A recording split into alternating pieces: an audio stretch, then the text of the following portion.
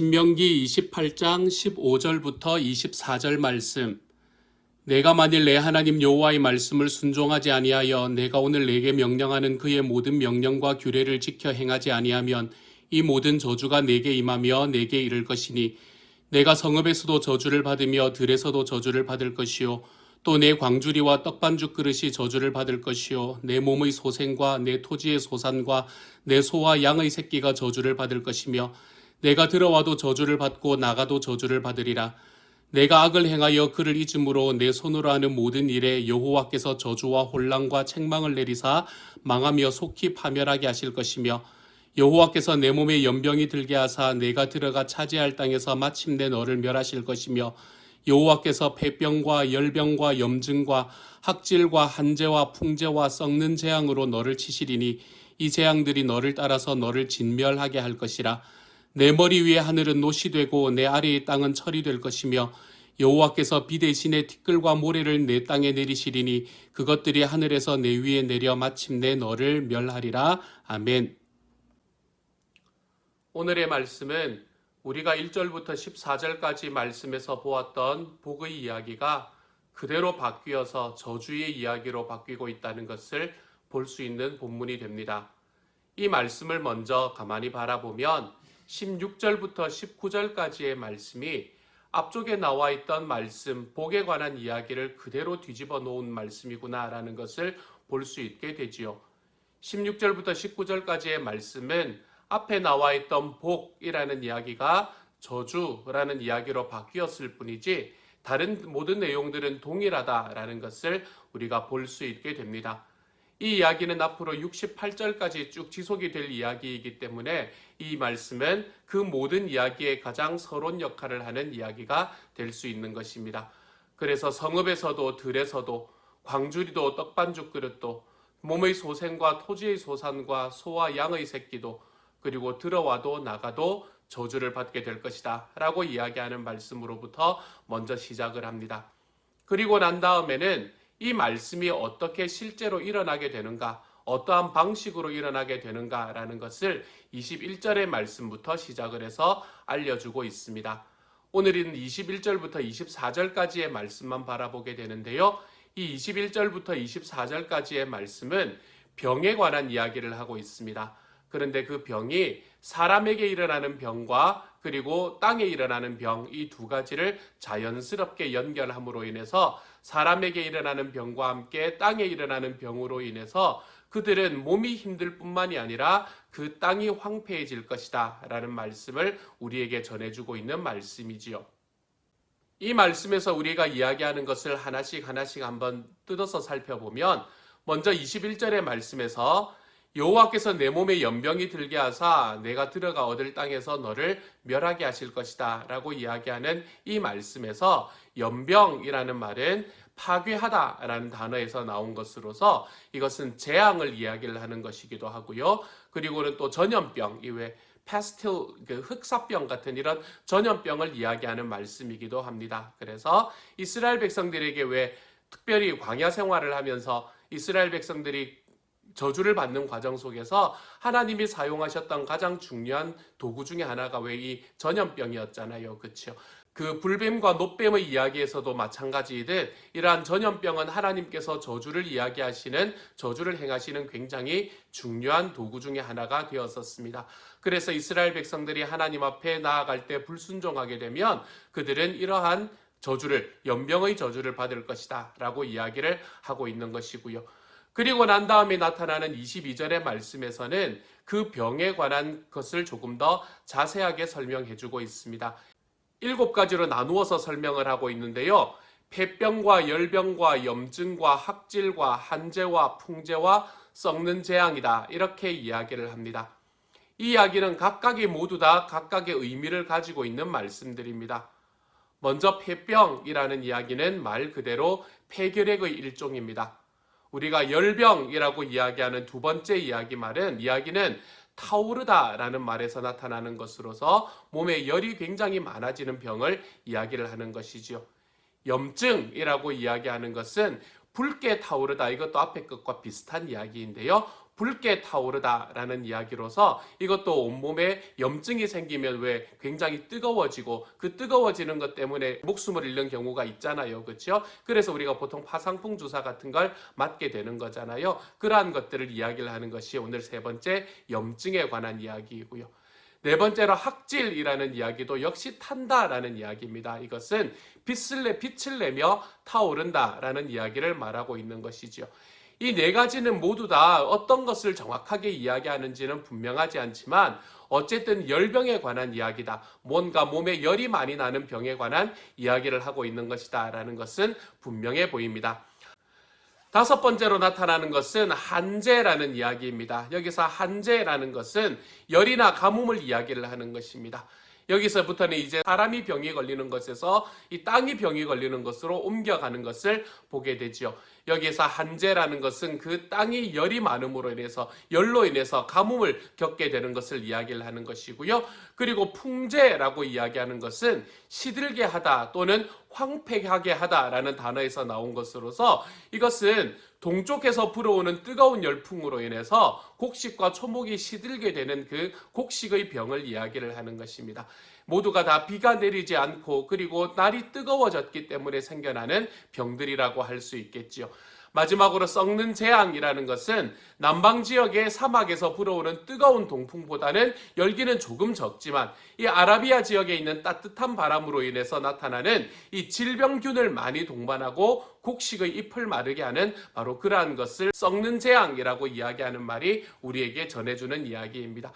여기서 이야기하는 이 7가지는 그냥 대충 이야기하는 것이 아니라 그 하나하나가 다 뜻이 있다. 그런데 그 뜻은 2가지로 나뉘게 되는데요. 사람에게 일어나는 병과 그리고 땅에 일어나는 병, 이 2가지로 나뉘어지는 말씀이다라는 것을 아시면 이 7가지의 의미를 조금 더 분명하게 아실 수 있을 것 같습니다. 이렇게 이야기가 되고 난 다음에 이제 이렇게 사람에게서 일어나는 병에 대해서 병에서부터 시작을 해서 이 땅에게 주는 병과 병으로 옮겨져 가는 것을 볼 수 있게 되잖아요. 이 7가지의 리스트가 그렇게 땅으로 옮겨가는 병으로 이렇게 옮겨지고 난 다음에 오늘의 말씀 23절과 24절에서는 그렇게 되었을 때 그 땅이 어떠한 저주를 받을 것인가라는 것을 우리에게 구체적으로 묘사해주고 있습니다.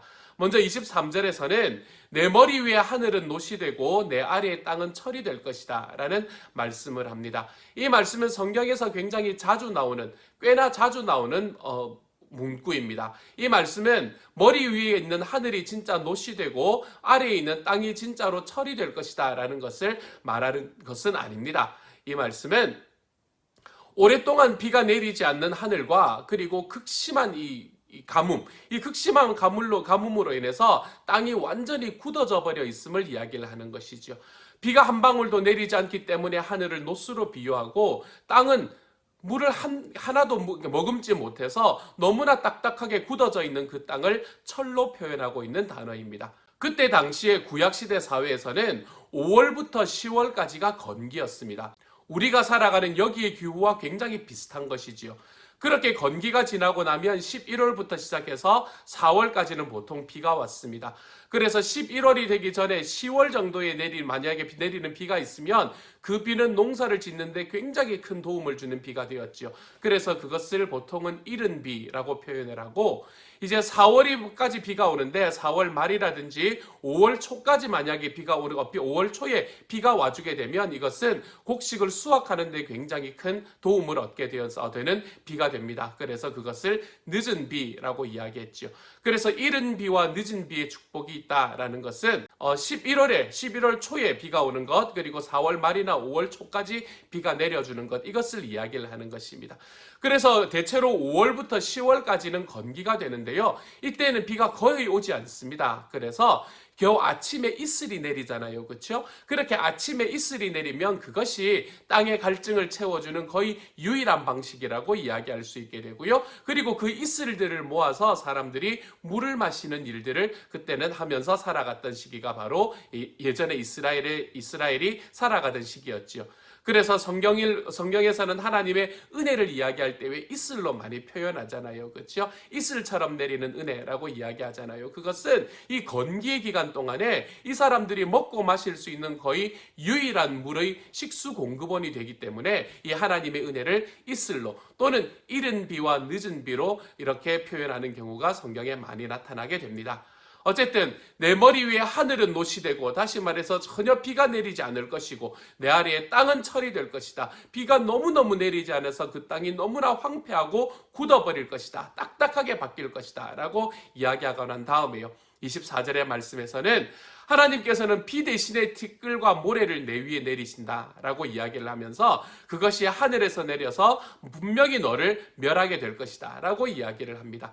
여기서 티끌과 모래를 비 대신 내리신다라고 이야기하는 것, 이것 비가 하나님의 축복을 상징하는 것이라면 여기서 말하는 비 대신 내리는 티끌과 모래라는 것은 하나님의 저주를 상징하는 이야기입니다.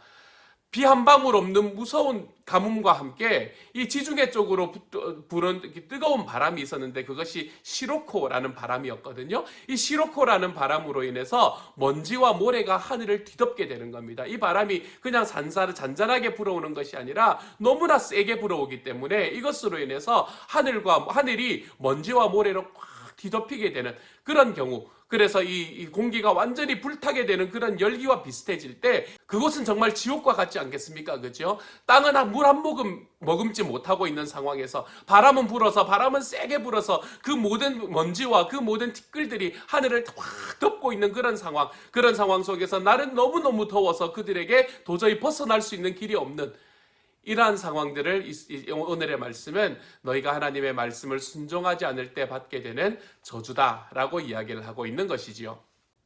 우리가 이러한 이야기를 듣다 보면 이 저주의 말씀이 너무나 두렵구나라는 생각을 하게 됩니다. 그런데 오늘의 말씀은 이 저주의 말씀 자체가 우리에게 중요한 것이 아니다라고 여전히 이야기를 합니다. 하나님께서 우리에게 이렇게 저주하실 것이다 라는 그것이 너무나 두렵기 때문에 이 저주의 상황 하나하나에 마음을 두고 살아가기가 십상입니다. 하지만 그것은 우리들에게 크게 중요한 일이 아닙니다. 정말 중요한 것은 오늘의 말씀을 시작을 하는 15절의 말씀이 되는 겁니다. 15절의 말씀은 이렇게 말합니다.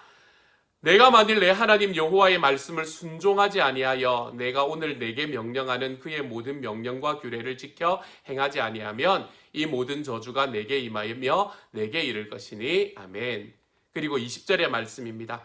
내가 악을 행하여 그를 잊음으로 내 손으로 하는 모든 일에 여호와께서 저주와 혼란과 책망을 내리사 망하며 속히 파멸하게 하실 것이며, 20절의 말씀에서 하나님께서 모든 혼란과 책망, 망하게 하고 속히 파멸하게 하시는 이 모든 일들, 그 모든 일들의 원인은 무엇인가 하면 내가 악을 행하고 하나님을 잊었기 때문이다 라고 이야기를 합니다.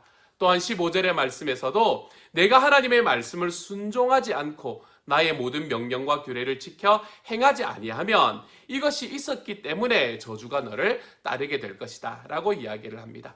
그러므로 우리가 두려워해야 되는 것은 저주가 아닙니다. 저주의 내용이 아닙니다. 우리가 두려워해야 되는 것은 내가 지금 하나님의 명령을 지키고 하나님과 함께 살아가고 있는가라는 이야기입니다. 이 15절의 말씀은 이 복에 관한 이야기를 하셨던 그 말씀과 완전히 반대되는 이야기입니다. 똑같은 문장으로 완전히 반대되는 이야기를 하는 것입니다. 다시 말해서 이것을 원문으로 조금 더 분명하게 읽어보면 내가 하나님이신 주님의 목소리를 듣지 않을 때 모든 저주가 너에게로 올 것이고 그 저주들이 너를 따라잡을 것이다. 이렇게 이야기합니다. 중요한 건 뭡니까? 중요한 건 이 저주의 이야기가 너무나 두려워서 내가 그것을 어떻게 피할 수 있는가 이런 것들을 생각하는 것이 아니라 중요한 것은 내가 하나님이신 주님의 목소리를 듣는 것이 중요하다. 말씀은 이렇게 이야기를 하고 있는 것이죠. 그렇게 되면 우리가 저주를 아무리 피해 다닌다고 하더라도 그것들이 너를 따라잡을 것이다 라고 이야기를 하고 있는 말씀입니다. 사랑하는 여러분, 우리는 가만히 우리의 삶을 살아가다 보면 이 저주의 이야기가 언제나 눈에 박히게 되고 이 저주가 두려워서 이것을 어떻게 하면 피할까라는 두려움 속에 살아가게 될 때가 많은 것 같습니다. 하지만 우리들의 삶의 저주를 피하는 방법은 하나님의 말씀과 주님의 목소리를 듣는 우리 하나님과의 관계 안으로 들어갈 때, 하나님의 온전한 관계 안으로 들어가는 바로 그 순간에 우리는 우리들의 삶을 따라잡는 이 저주를 피할 수 있는 삶을 살아갈 수 있게 됩니다. 사랑하는 여러분, 저주에 관한 이야기를 바라보면서 이 저주가 너무 무섭구나 라는 생각이 아니라 내가 하나님과의 관계가 올바른가, 우리가 이러한 생각 속에서 오늘 하루를 살아볼 수 있는 저와 여러분이 되기를 소망합니다. 주님과의 관계가 분명하고 올바르면 우리들의 삶에서 말씀이 이야기하는 어떠한 저주도 우리를 따라잡을 수 없을 것이기 때문입니다. 이러한 하나님의 은혜 속에서, 이렇게 하나님과의 관계 속에서, 교제 속에서 오늘 하루를 살아가는 저와 여러분이 되기를 우리 주님의 이름으로 축복합니다. 함께 기도합니다. 사랑하는 하나님, 감사합니다. 그렇습니다. 하나님, 저주가 두려운 것이 아니라 내가 지금 주님을 쫓아가고 있는가, 내가 주님의 말씀에 순종하고 있는가, 이것이 두려워지는 삶을 살아갈 수 있게 하여 주옵소서. 그래서 그 원인을 해결해 버림으로 인해서 내가 도망가고 내가 피해 다니지 않더라도, 그 저주가 나를 아무리 쫓아온다고 하더라도 나를 절대로 쫓아올 수 없는 바로 그 삶, 내 주님을 기억하고 내 주님과의 관계 안에서 오늘 하루를 살아볼 수 있는 삶을 살도록 주여 도와주옵소서. 모든 말씀 우리 주님 예수님 이름으로 기도드립니다. 아멘.